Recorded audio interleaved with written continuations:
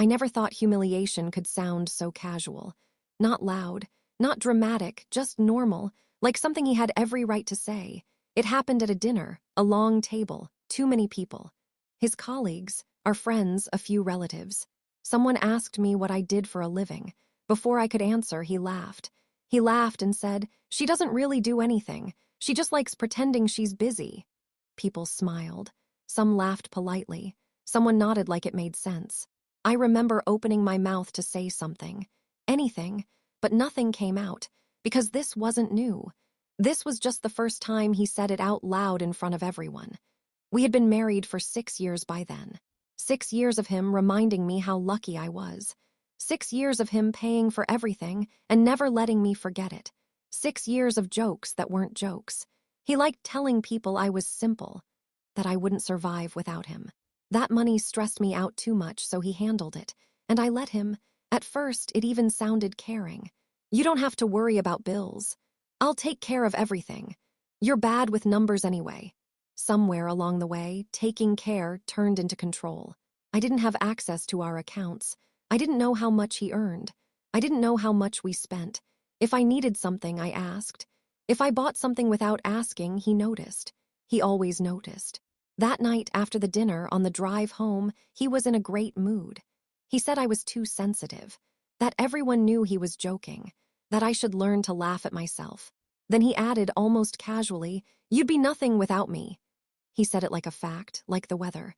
And for the first time, something inside me went quiet, not angry, not sad, just clear. Because the truth was, I had stopped being nothing a long time ago. He just never bothered to look. Years before we met, my grandfather had taught me one thing: never let anyone confuse silence with weakness. He was a quiet man. Didn't brag, didn't show off. But when he spoke, people listened. When he passed away, he left me something. Not money, not property, responsibility. Something he trusted me with and told me never to discuss. Especially not with people who thought power came from being loud. My husband never asked about my past. He never cared. He assumed I was empty, and I let him assume that. Because sometimes, the most powerful position you can be in is being underestimated. That night, after he fell asleep, I sat alone in the living room. I didn't cry. I didn't panic. I opened my laptop and checked something I hadn't looked at in years. Everything was still exactly where it should be. That's when I knew. He didn't humiliate me by accident. He had started something he couldn't finish. And he had no idea who he had just declared war on. The next few weeks were strangely quiet, not peaceful, just controlled.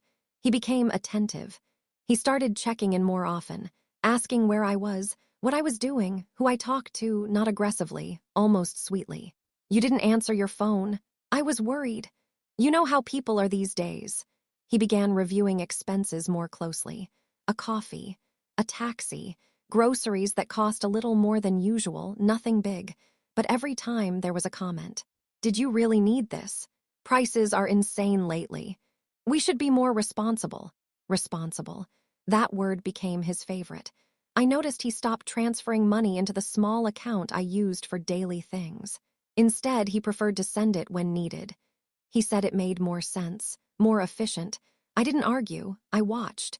Because when someone tightens control, they always think they're being subtle. They never are.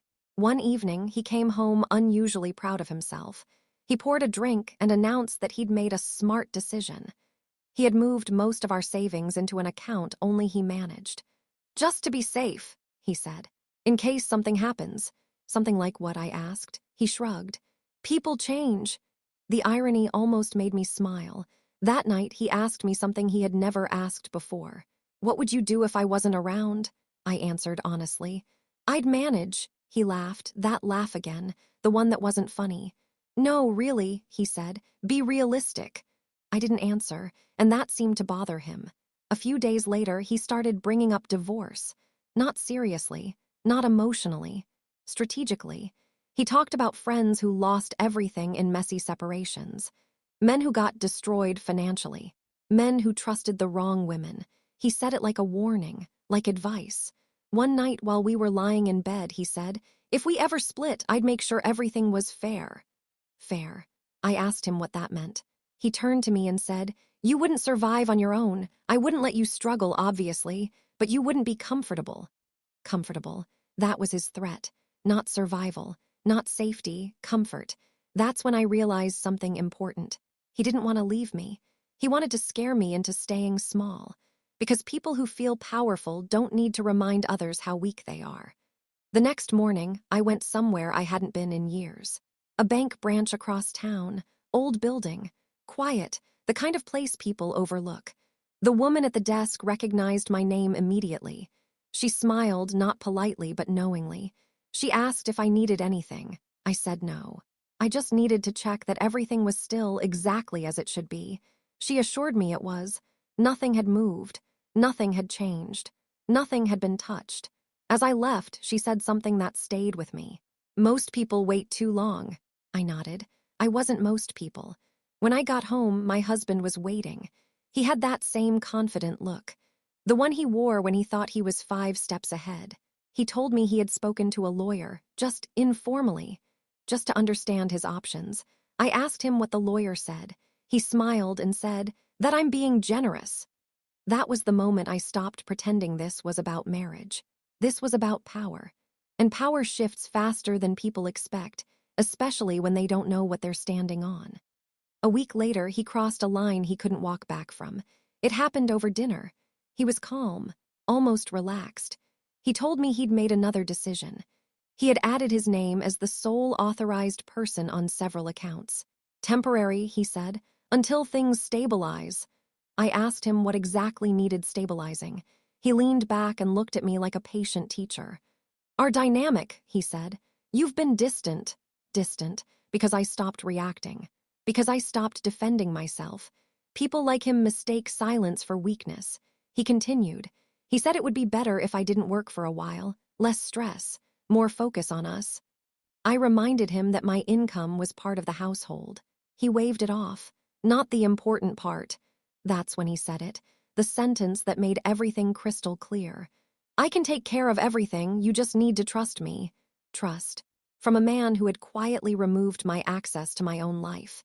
That night, I didn't sleep. I replayed every conversation, every decision, every moment I had ignored because it felt easier. In the morning, I made a call, not to a lawyer. Not yet. I called someone my husband didn't know existed. Someone whose name never came up in conversations. Someone whose role had been decided years ago by my grandfather. He had taught me something simple. Never confuse kindness with blindness. He had also taught me how people behave when they believe they've already won. They rush. 2 days later, my husband told me he wanted us to sign some papers. Nothing serious, he said. Just formalities. I asked to see them. He hesitated just a second, but I noticed. The documents were already printed, already highlighted, already prepared. He explained them quickly, too quickly. I didn't stop him. I nodded. I listened. I asked neutral questions. He relaxed. That was his second mistake. Because people who feel safe talk too much. He admitted he'd moved funds again, consolidated things. Protected them. He said it was necessary. In case I changed my mind. That phrase stuck with me. Changed my mind. As if I hadn't already. That evening, he left early to meet friends. He kissed my forehead and told me not to worry. I've got everything handled. The moment the door closed, I moved. I didn't pack a bag. I didn't take anything dramatic. Just my phone, my keys, and a folder he had never seen. The bank was closing soon. When I arrived, they let me in without questions. The same woman was there. She didn't smile this time. She asked one thing. Are you ready? I said yes. She nodded and made a call. Within minutes, another door opened. A room my husband didn't know existed. That's when I learned something beautiful. He had moved money, but he had never owned it. And ownership is everything. For the next 3 days, I said nothing. I cooked. I cleaned. I smiled at the right moments. He thought everything was back under control. That's the dangerous thing about people like him. They don't watch closely when they think they've already won. He started planning again, talking about the future, about trips we would take, about how much easier life would be now that decisions were simplified. I let him talk. Because the more he spoke, the more careless he became. On the 4th day, something changed. He came home irritated, not angry, uneasy. He said one of his accounts was temporarily unavailable. I asked if everything was okay. He said yes too quickly. That night, he checked his phone more than usual, refreshed screens, typed messages he didn't send. I watched him from across the room, pretending to read. Silence does something to people who rely on control. It makes them expose themselves. The next morning, he asked if I had spoken to anyone. I said no. That was true. I hadn't spoken. I had acted. By the end of the week, the second account froze, then the third. Each time, he blamed the system. Banks, updates, technical delays, I nodded. Inside, I counted. Because every freeze meant another step was complete. He started sleeping less, drinking more coffee, pacing when he thought I wasn't watching. He stopped making plans. Instead, he started asking questions. Where had I gone that afternoon? Why was I on my phone so much? Who had I talked to? I answered calmly. Nothing, nowhere, no one. That's when suspicion replaced confidence. And suspicion always turns into fear. One evening, he finally snapped. Not loudly, not dramatically, just a crack in his voice. He asked me directly if I was doing something behind his back. I looked at him, really looked at him. And I said the most dangerous thing you can say to someone who needs control. No! Because it wasn't a lie. Everything I had done was right in front of him. He just hadn't noticed. That night, he slept on the couch. Not because we argued, but because he didn't feel safe anymore. 2 days later, the letter arrived. Official, neutral, unemotional. He read it twice, then a third time. His hands started shaking. He asked me what it meant. I told him to read the last line out loud. He couldn't, so I did. Effective immediately. That was the moment he realized something had changed. Not temporarily, not technically, permanently.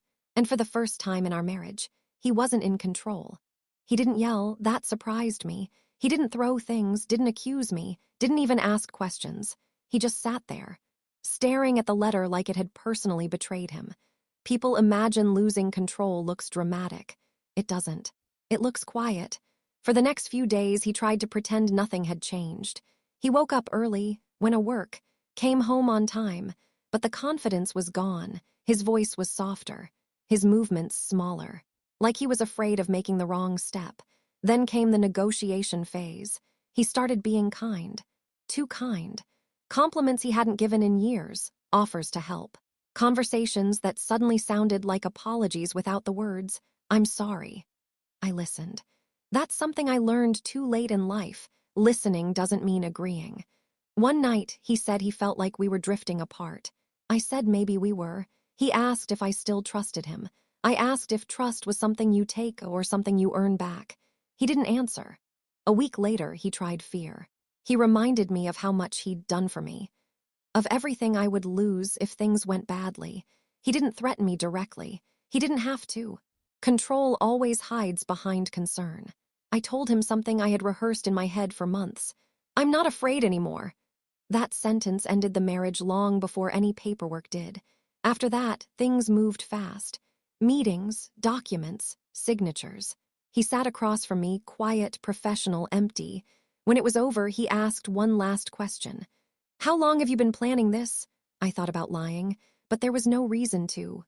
Long enough, I said. He nodded, not angry. Relieved because deep down he knew. Control only works while the other person believes in it. The day I moved out, I took only what I needed. No drama, no speeches, no revenge, just silence. Weeks later, a mutual friend told me he was telling people the story. His version, about how everything happened suddenly, about how he never saw it coming. I smiled when I heard that, because the truth is, I didn't leave suddenly. I woke up slowly, and when I finally walked away, there was nothing left to argue about.